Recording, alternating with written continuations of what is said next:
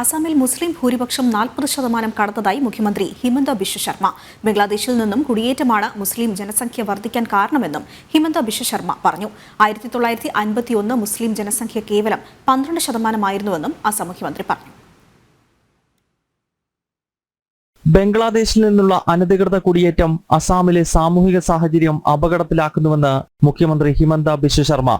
അസാമിൽ തദ്ദേശീയരായ ഹിന്ദുക്കൾ ന്യൂനപക്ഷമാവുകയാണ്.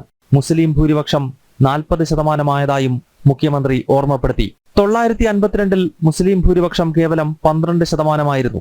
അനധികൃത കുടിയേറ്റം മൂലമാണ് മുസ്ലിം ജനസംഖ്യ ഈ രീതിയിൽ ഉയരുന്നതെന്നും ഹിമന്ത ബിശ്വ ശർമ്മ വിശദീകരിച്ചു. मेरे लिए मैं असम से आया हूँ, ये मेरे लिए बहुत बड़ा मुद्दा है.